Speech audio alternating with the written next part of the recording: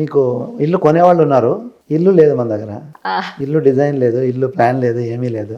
So అప్పుడు వీళ్ళు ఒక ఆర్కిటెక్ట్ దగ్గర తీసుకెళ్ళేసి ప్లాన్లు అవి తీసుకొస్తే పీడిఎఫ్ కాపీలని నేను ఈమెయిల్ చేశాను.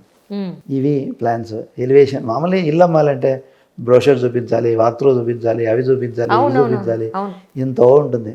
But I sold my first project without printing single brochure. Just and soft copies పీడిఎఫ్లు పంపించేస్తే అసలు అది కూడా పంపకముందు కొన్నారు జనాలు. దెన్ 1 week 10 days తర్వాత Naren okay how much we need to pay for the home అని ఎంక్వైరీస్. నా దగ్గర ఎలా తీసుకోవాలనో, డబ్బు ఎలా తీసుకోవాలనో, అసలు ఏంటి అనేది ఏమీ తెలియదు. అప్పుడు మా అన్నయ్య, మా పెద్దన్నయ్య కేవీఎస్ నరసింహరావు గారు, ఆయన ఎవరైతే నన్ను హైదరాబాద్ తీసుకొచ్చి చదివించి అన్నీ చేశాడని చెప్పాను కదా, మా పెద్దన్నయ్య అప్పుడు గల్ఫ్ ఆయిల్లో కమర్షియల్ ఆఫీసర్గా చేసేవారు. Even that time it was very small job for him. So having so much of experience working in so many companies. So అన్నయ్య దగ్గరికి వెళ్ళి, అన్నయ్య ఇట్లా ఉంది, బిజినెస్ చేద్దాం అనుకుంటున్నాను, ఇట్లా చేద్దాం అనుకుంటున్నాను అంటే, నువ్వు అన్నయ్య అన్నాడు నేను డిజైన్ చేస్తాను రా, I take care of it అని చెప్పాను. సో మా బ్రదరు అకౌంట్స్, ఫైనాన్స్ అన్నీ చూసుకుంటానని చెప్పి డిజైన్ చేసి వచ్చారు. అప్పుడు కంపెనీ ఫార్మేషన్ అంటే ఏంటి, పార్ట్నర్షిప్ ఫామ్ పెట్టాలన్నా, ప్రైవేట్ లిమిటెడ్ పెట్టాలన్నా, ఆడిటర్ దగ్గరికి, ఈ ఆస్పెక్ట్స్ అన్నీ మా అన్నయ్య చూసుకున్నాడు. ఎగ్జిక్యూషన్ అవన్నీ వీళ్ళిద్దరు చూసుకున్నారు. నేను I was only the person connected all the dots. That's amazing. So that's how Pranit Group started. So 20 houses అమ్మేశాను. నాకు విత్ ఇన్ ఎ మంత్ ఒక 5 lakhs అడ్వాన్స్ ఇవ్వండి ఈచ్ హౌస్కి అని అన్నాను. So with in a month I got 1 crore in my account. That's amazing. I started this business without investing 1 rupee. So there was no capital. So generally business చేయాలి అనుకునే వాళ్ళు ఎవరైనా, maybe I'm jumping to the next step. If somebody asks me what is that they need to do business అని అంటే, ఎవరైతే వ్యాపారం చేసేదానికి డబ్బు కావాలి అనుకుంటాడో వాడు వ్యాపారం చేయలేడు. వ్యాపారం చేసేదానికి డబ్బు అవసరం లేదు. డబ్బు అవసరమే, కానీ డబ్బు సమకూర్చుకొని వ్యాపారం చేయాలనుకునేవాడు ఎవడు వ్యాపారం చేయలేడు. సో మీరు ఏ వ్యాపారం చేయాలనుకుంటారో, వ్యాపారం అనేది 2 రకాలు ఈ ప్రపంచంలో. ఒకటి ప్రోడక్ట్, 2 సర్వీస్. మీరు సర్వీస్ ఇస్తారా, ప్రోడక్ట్ డెవలప్మెంట్ చేస్తారా అనేది డిసైడ్ చేసుకోవాలి. ప్రోడక్ట్ డెవలప్ చేస్తామనుకున్నప్పుడు ఆ ప్రోడక్ట్ మీద మీరు ఫోకస్ చేయాలి. What is your product? So what is the USP? What is the differentiating factor from others? How you are going to position your product differently from the existing lot?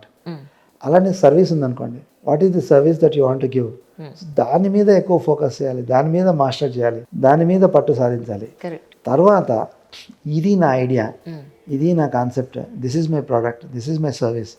So నేను I'm going to project this as a different thing అని చెప్పేసి 100 మందికి వెళ్తే, భారతదేశంలో డబ్బు మూలిగేటోళ్ళు, ఇనపెట్టెల్లో అకౌంట్స్లో ఉన్నవాళ్ళు 100,000 మంది, లక్షల కోట్ల మంది ఉన్నారు. సో వాళ్ళందరికీ డబ్బుతో ఏం చేయాలో తెలియదు. సరైన వాడు ఐడియాతో వచ్చి, ఈ ఐడియా నా దగ్గర ఉంది, నేను I will make it clickable, I will make it workable అని అంటే డబ్బు పెట్టేవాళ్ళు కోకొల్లలు ఉన్నారు. So that is the last attempt that you need to do. But what people do is first దీనికి ఎంత డబ్బు కావాలి, డబ్బు కోసం వాళ్ళని అడగడం, వీళ్ళని అడగడం స్టార్ట్ చేస్తారు. ఎప్పుడైతే డబ్బులు అడగడం మనల్ని స్టార్ట్ చేస్తారో week అయిపోయినట్లే. So I got almost 1 crore into my account in less than a month without spending 1 rupee on the business. Excellent. So here land I got through known sources who are observing me from behind, and then friends.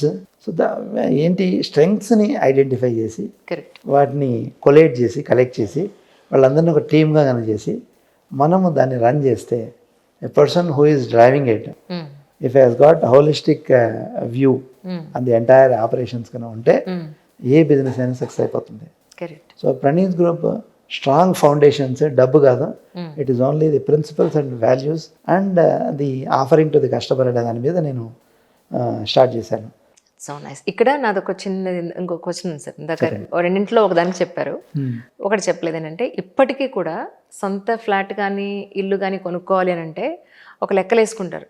ఇంత loan తీసుకుంటాం, end అయ్యేటప్పటికి double కడతాం మనం, ఈ డబ్బులే కనుక మనం పక్కన పెట్టుకుంటే దీనికి మళ్ళీ వడ్డీ వస్తుంది కదా, ప్రశాంతంగా ₹1,00,000 రెంట్ ఉన్నా కూడా రెంటింట్లో హాయిగా ఉంటాం, సొంత ఇల్లు కొనుక్కోవడం వల్ల ఉన్న డబ్బులంతా లోన్లు కట్టుకోవడం తప్ప ఏం లేదు అని నమ్మేవాళ్ళు చాలామంది ఉన్నారు. నేను సొంత ఫ్లాట్కి వెళ్తాను అని అన్నప్పుడు అందరూ అదే అంటారు, ఏం వచ్చినట్టుగా లోన్ కట్టుకుంటావు, లోన్ అయ్యే లోపల నువ్వు చేస్తావు, అది కాస్త పిల్లలకు ఉంటుంది, నీకు నీ సుఖం ఏముంది, సంతోషం ఏముందని. మీరేమంటారు యాక్చువల్లీ సొంత ఇల్లా అద్దిల్లా అంటే? ఇది madam, see I can give pros and cons for every aspect. So each person మీద డిపెండ్ అయి ఉంటుంది. బట్ రియల్ ఎస్టేట్ అని ఎందుకన్నారో దీన్ని అని అంటే కన్స్ట్రక్షన్ కానీ ల్యాండ్ని కానీ బిల్డింగ్ని కానీ ఒక ప్రాపర్టీని కానీ రియల్ ఎస్టేట్ అన్నారంటే it is real in nature, rest everything is virtual. So ఇక్కడ మీకు ఏమవుతుందంటే ప్రాపర్టీ అనేది కొనేది రెంటల్ మీరు ఇంట్రెస్ట్ కాంపోనెంట్ ఆలోచిస్తున్నారు, కానీ interest that you are paying over a period of time 15 years 20 years. నేనేమంటానంటే serious home seeker if there is a revenue guarantee assurance కనుక ఉంటే ఎంత ఎక్కువ టెన్యూర్ లోన్ ఉంటే అంత ఎక్కువ టెన్యూర్ తీసుకుని ప్రాపర్టీ కనుక కొంటే మీరు you look at from the other angle. 1 కోటి రూపాయలు పెట్టి ఇల్లు కొనాలనుకున్నారు అనుకోండి, మీరు 10 లక్షలు పెట్టి 90 లక్షలు ఫినాన్షియల్ ఇన్స్టిట్యూట్ మీకు డబ్బు ఇస్తుంటే లోన్ ఇస్తున్నప్పుడు the interest that you pay based on the fluctuations of the market 7% నుండి 11.5% ఉంటుంది.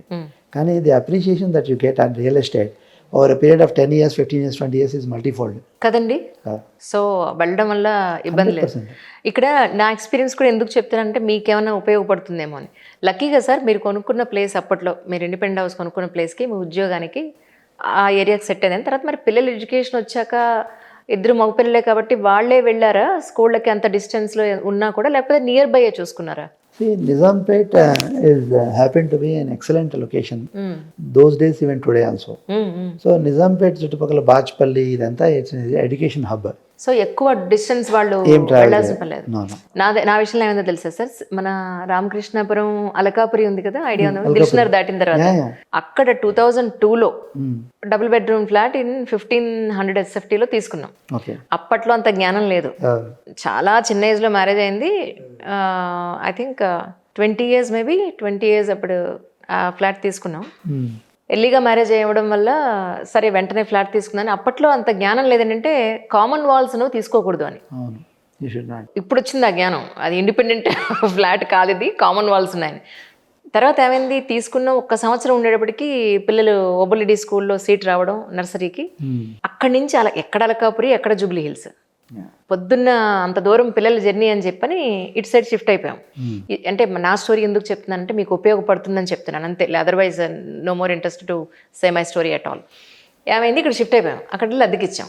2 ఏళ్ళు అయింది, 3 ఏళ్ళు అయింది, 4 ఏళ్ళు అయింది, 5 ఏళ్ళు వెనక్కి వెళ్ళలేకపోతున్నాం. ఎందుకంటే ఎడ్యుకేషన్ కంప్లీట్ అవ్వాలి కదా, ఎలా వెళ్తాం. ఇల్లు చూశాను ఒక రోజున, బాగా పాడు చేస్తారు, చాలా పాడు చేశారు. అద్దెకిచ్చాం కానీ ఎక్కడ నేను చూసుకున్నట్టుగా వాళ్ళు చూసుకోలేకపోయారు. ప్లస్ లీకేజెస్ స్టార్ట్ అయ్యాయి బిల్డింగ్లోంచి, కిచెన్లో, హాల్లో ఒక్కొక్క డ్రాప్ వాటర్ పడ్డం. ఇది చూశాక సేల్ చేసేసాను ఫ్లాట్ని అప్పట్లోనే. ఇప్పుడు ఆల్మోస్ట్ 10 ఏళ్ల తర్వాత మేము పెట్టిన దానికన్నా ఒక 7-8 లక్షలు వచ్చింది, సేల్ చేసేసాం. ఇంతవరకు మళ్ళీ నేను ఫ్లాట్ కొనలేకపోయాను సార్. This is 2026, 2002. ఇన్నేళ్ళుగా నేను మళ్ళీ కొనలేకపోయా. శాలరీ ఏదో ఇంత పెరుగుతుంది, ఫ్లాట్ ఏమో ఇంత పెరుగుతుంది, ఈ రెండింటిని బ్యాలెన్స్ చేయలేకపోతున్నాను నేను అబ్సల్యూట్లీ. అండ్ మోర్ ఓవర్ ఏంటంటే మీరు చెప్పినట్టు ఫ్లాట్ తీసుకుంటే కింద మంది కాదు 10 మంది కాదు అన్నట్టు, ఒక పోనీ ల్యాండ్ తీసుకుని పెడదాము అని అంటే ఎక్కడ కొనాలి అనేది ఒక పెద్ద డౌట్. ఎందుకంటే ఒక్కొక్కళ్ళు హెడ్స్ ఇక్కడ తీసుకోండి బాగుంటుంది, ఇక్కడ తీసుకోండి బాగుంటుంది, ఎక్కడ బాగుంటుందో ఎవరు చెప్పరు. So this is what. కానీ పిల్లల ఎడ్యుకేషన్ పాయింట్ ఆఫ్ వ్యూలో అన్నీ వదిలేశాను టు బి ఫ్రాంక్. వాళ్ళకి వాళ్ళ కంఫర్ట్ చూడాలి, ఇంత జర్నీ ఎక్కడ చేస్తారు అన్న పాయింట్లో ఇప్పటికీ రెంటెడ్ హౌస్లోనే అలాగే ఉంటున్నా. అదే అనిపిస్తూ ఉంటుంది నాకు. అది కనీసం ఉంచినా దాన్ని రిపేర్ చేయించుకునే ఏదో ఉండేది కదా అనిపిస్తూ ఉంటుంది end of the day. So మీరు చెప్పినట్టు ఎవరికి ఏం రాసి పెట్టిందో అల్టిమేట్లీ, బట్ మీ లెక్క చాలా బాగుంది. That's what ma'am. ఈ హౌస్ అనేది generally when I told you right, it's most expensive purchase that one does in life. So అప్పుడు మీరు ఏం చేయాలి, ఇల్లు అనేది నెక్స్ట్ 30-40 years రిక్వైర్మెంట్ అండి. అవునండి. People normally see as immediate requirement. So ఇప్పుడు పెళ్లి చేసుకున్నారు, పెళ్లి చేసుకున్న తర్వాత ఇమ్మీడియట్లీ కొనుక్కో, సెటిల్ అవ్వాలా, ఇల్లు కొనుక్కో అని పెద్దవాళ్ళు చెప్తారు, అదొకటి ఫిక్స్ అయిపోతుంది. తర్వాత ఫ్రెండ్స్ వాళ్ళు చెప్తారు నేను అక్కడ కొన్నాను నువ్వు కొనుక్కో అంటారు, కొనుక్కుంటారు. ఇమ్మీడియట్లీ పెళ్ళైన తర్వాత పిల్లలు పుడుతున్నాయి, 2 bedroom సరిపోదు, 3 bedroom అప్గ్రేడ్ అవ్వాలి. కరెక్ట్. అండ్ ప్రాపర్టీస్ అనేవి అమ్మితే అడవి కొంటే కొరివి అని ఊరికనే అనలేదు. అవును.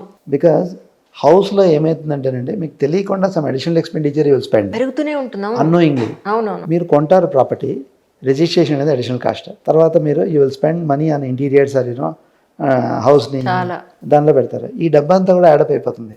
మీరు అమ్మినప్పుడు ఏమవుతుందంటే ఇప్పుడు కారు కొంటారు, యాక్సెసరీస్ కొంటారు, మీరు అమ్మినప్పుడు యాక్సెసరీస్కి ఎవరు డబ్బులు ఇవ్వరు, రావుగా. ఆ రోడ్ ట్యాక్స్ కడతాం, అది మనకి రాదు. So those things will go away from your property. అవునవును. సో మీరు అలాగే కొనేటప్పుడు నేను normally when a customer comes to me for buying A unit from me, I act more like A consultant to them rather than as buyer. Yeah so I'll try to understand what exactly the requirement, what is the situation. Old age parents ఉన్నారా, ఎంతమంది ఉంటారు ఇంట్లో, so పిల్లలు ఏం చదువుతున్నారు, వాళ్ళకి schooling ఎట్లా దగ్గరలో ఉంటుంది. ఇప్పుడు ఒక employees both wife and husband working అయినా సరే, parents doesn't mind travelling bit distance to go to their office, but they don't want their children to travel long distance. So ఆ కాన్సెప్ట్, స్కూల్స్ మంచి schools ఉన్నాయా, ఎటువంటి type of స్కూల్స్కి వాళ్ళ admissions interest చూపిస్తారు, international schools చేర్పిస్తారనుకుంటారా, లేదా common మన corporate schools ఇవి ఉంటాయి చూడండి, state level Narayana, Chaitanya, so అటువంటి స్కూల్స్ చేర్పిస్తారా, సో అనే దాని మీద ఫ్యామిలీలో ఎంతమంది ఉంటారు అనే దాని మీద చాలా సో మెనీ ఫ్యాక్టర్స్ డిసైడ్ అయ్యాయి. కరెక్ట్. అప్పట్లో నాకు ఇలా అడ్వైస్ ఇచ్చేవాళ్ళు లేరు సార్. అప్పుడున్న పరిస్థితుల్లో అయ్యో పిల్లల ఎడ్యుకేషన్ ఎక్కడ చదివిస్తావా, ఎక్కడ చదివిస్తావు, అక్కడ చూసుకో, ఇలా అడ్వైస్ చేసేవాళ్ళు లేక అలా అయిపోయింది. మేము ఆ డీటెయిల్స్ కూడా కనుక్కుని మేడం, మా కస్టమర్లకి అడ్మిషన్స్ కూడా ఇప్పిస్తాం దగ్గర. That's amazing, so nice. So we do that. So Praneeth గ్రూప్లోకి వస్తే ఇల్లు కొనుక్కునే వాళ్ళకి they get a feeling that they are buying something from a family member, correct not from an outsider also. Absolutely. So our entire sales team also has the same culture.